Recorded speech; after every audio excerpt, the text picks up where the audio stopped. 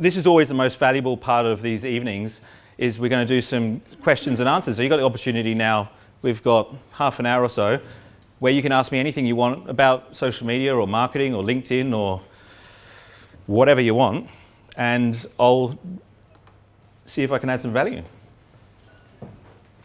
Are you happy to? Cool. Yeah, just on the LinkedIn algorithm, I was reading something the other day saying that LinkedIn will only share your content to a certain percentage of your network per day.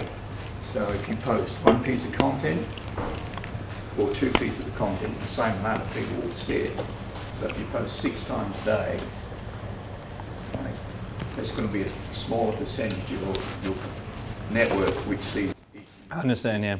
Yeah, that's not true. I tested that. And sometimes these things are misunderstood. The way that the algorithm works is it takes your content and it will show it to a portion of your network. No one knows exactly what the figures are, but let's say it's 10% of your network. So you've got 1,000 followers, connections, sorry. It shows it to 100 people.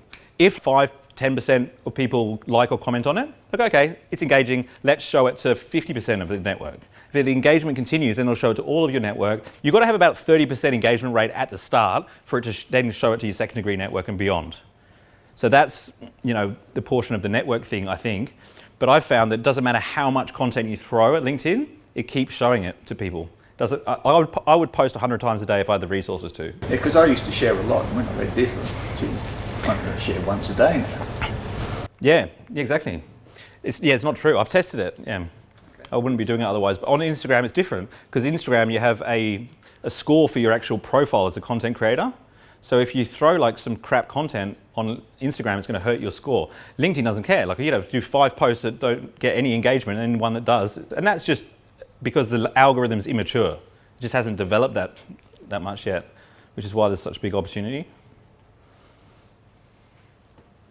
Who's next? Gerald.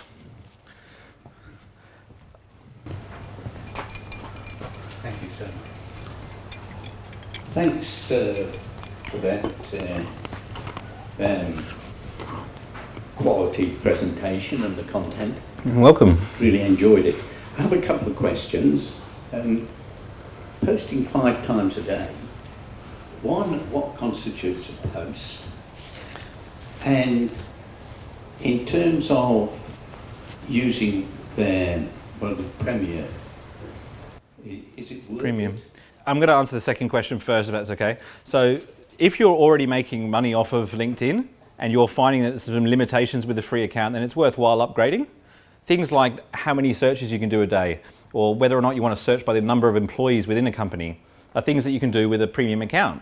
But you're not really going to know that you need that stuff until you're already generating return on investment. You can generate a ton of leads through LinkedIn with a free account. Easy. Most of our clients have got free accounts. You don't want to be sending like more than 100 connection requests a day anyway, because you're going to get flagged by LinkedIn. This is interesting. None of my clients have ever been banned by LinkedIn or restricted. I've been banned 8 times. So I know where the boundaries are, right? So we've got all the systems in place where we don't only send this many connection requests in a day. And after we've been sending connection requests for 3 months for clients, the ones that are outstanding from 3 months ago, they get withdrawn. So there's never too many pending. In the old days, I was doing like 1,000 a day at one point. A lot of people were saying, I don't know this person, whatever. And so I'd get restricted. You can't send connection requests anymore. The first time you'd be like, okay, well, can you lift it? LinkedIn are like, yep, no worries. Then the second time it's like, they got to tell you off first. Then the third time it's like, no. 3 months later, yes. And finally, I had to buy one of their premium products, and then I was like, oh, as part of this sale, I want you to lift the restriction again. So, I can send connection requests again now.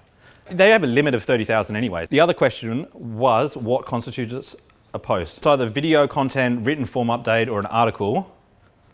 Live videos coming out very shortly. So it's just one post, basically.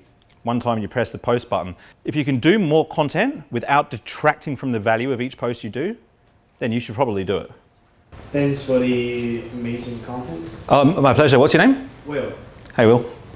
So I come from a pretty heavy Facebook ad background. Cool. So I was just wondering, because I'm now trying to see if I can start using LinkedIn ads and the organic. Yeah. I just want to see in terms of messaging and the language, is there do you see a huge difference in content? It really depends on this industry. Marketing. Marketing, less emojis. Yeah, less emojis. Yeah, that's the main thing. Other than that, not too much. No. Yeah, but you just got to make sure that the transaction size of the average value of a transaction for that particular client, that particular business, you want it to be higher than $15,000, because LinkedIn is expensive. So if your average transaction size is a $5,000 website, you're better off doing organic content on LinkedIn, not paid content. Yep. Thank you. No worries. Yep. One here. With live, do you know anything about like when it's coming? And Yeah, I got it yesterday. yeah, I saw something. And try to like it Slight voice change in the audience. Yeah, so like 2,000 people like were just going, your audio's off, you dickhead. The chat's delayed for me, so I didn't see that till like after I posted it. So after trying 3 times, I was just like, fuck this, I'll just close the computer, I'll come back to it, try it again. Because it's not even on the platform. Like when you get the LinkedIn Live, you have to use a third-party app to communicate, stream with the platform. It's very complicated. I don't like reading instructions. I'm like, you read the bit, yeah, that'll be all right. Start it and then no audio. So I'll try again soon. Yeah. Just a tactic though, really, for marketing, wasn't it? Just to not have no sound. They're rolling it out, but it's just very clunky. Like I think they want to make it better before they give it to everyone. Because if they started giving it to everyone, how many people are going to get pissed off with it? Like I'm frustrated with it, you know? Probably just need to make it better. But yeah, I was just curious about LinkedIn as a creative. So yeah, I've always understood LinkedIn as more of a place for professionals as such, a kind of corporate feel. But do you think it's transitioning more to something like Instagram, where it's really creative driven? If you want to do video content, more more video content, then not everyone is really ready for that. Most people are just going to be in their office on the webcam. Should creatives be more engaging on there? Do you think they have more of an opportunity? There's a huge opportunity for creatives.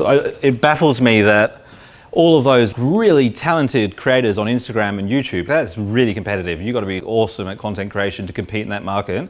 Don't come over to LinkedIn. They would absolutely crush it. It's crazy. There's like very little talent on LinkedIn, to be honest, with content creation. So you don't have to be that good to stand out. It's a lot of rubbish. I don't understand why they're not on there, to be honest. Like it makes no sense to me whatsoever. You know, maybe they're like Alan when it comes to LinkedIn. I don't know. So obviously you say you've got near the limit of followers, 30,000, whatever it is. Well, that's connections. People can follow, yeah. How often do you actually go through and sort of clean up people who aren't engaging with you? And It's been more lately. I've had to do it because I can't connect with people I want to unless I keep my connections under 30,000. Okay, so my question is, I saw on LinkedIn today there's an option to invite your connections to a company LinkedIn page. Okay. What's your opinion on that? Yes Well, or no? yeah, that's great. Like, do it like now, because I've heard that they're like not sure whether they're rolling that out or not. So some people have had it and then they've lost it, and they either used it when they could or they didn't, because it's really hard to build followers on a company page.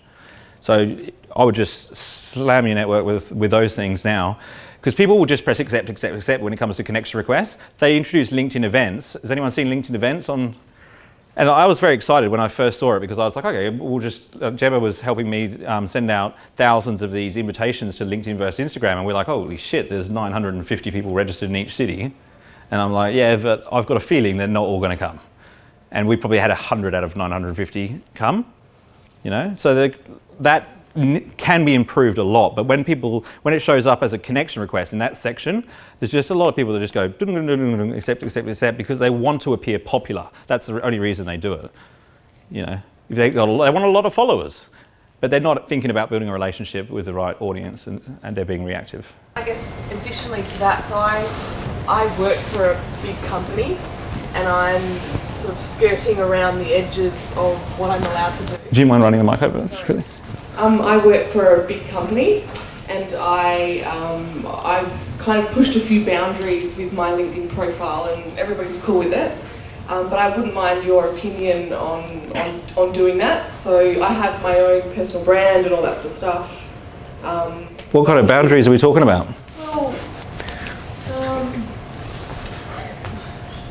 yeah, that's a good question. Like I'm kind of So far, the only feedback I've had is don't get kids' faces in your videos, What? which is fair enough. Well, I guess just your advice. that's subjective. It's how do you feel about it that's important. You know, it doesn't matter what other people think. Well, I feel like I'm an expert in my field, Yeah. and I'm adding value to my clients and retailers. Yeah. And I can see it's working, but I guess just, I don't know, I think the issue I have now is influencing up with my fellow colleagues in the business to understand the opportunity and making sure that I guess just, I don't want to do anything wrong from their point of view, because they're sort of still catching up, I guess. Are these the people in your company or? Yeah. Okay. So I guess just your advice on how I continue to do it. And I've started doing videos and all that sort of jazz, and it's great, and no one's telling me off or anything.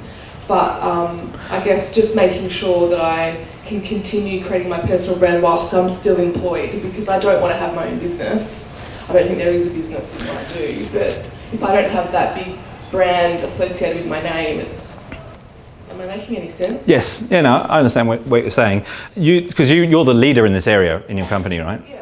They're not going to understand. But what will happen is, if you're not getting any kickback from them now, if you keep going, you'll start to get results. Then they'll follow you, and they'll understand your way of thinking, and they'll think that you just fell into it, like you were just lucky, right? But if you start doing things that they're going to approve of, you're going to limit your success on LinkedIn. You know, it's a difficult one. It's like you just got to make sure that you're not going to get fired. But yeah. Forgiveness, not permission, is my motto at the moment. Yeah, if you can, don't hold back. Don't hold back. Keep pushing the envelope, because eventually they'll see it your way. Eventually, I guess there's not really any major differences between me, because it's very much personal brand. Yeah. It's not my business. I'm not directing anybody to a business. I'm essentially educating people. Yeah. That's my intention. And if you get a premium account, just a little word of warning, like don't let them pay for it, because there's been a few court cases in America where the employers have paid for the premium account and then they lose their profile. That's a really good point. Yeah. All right, thanks. Yeah. You're welcome. Thank you.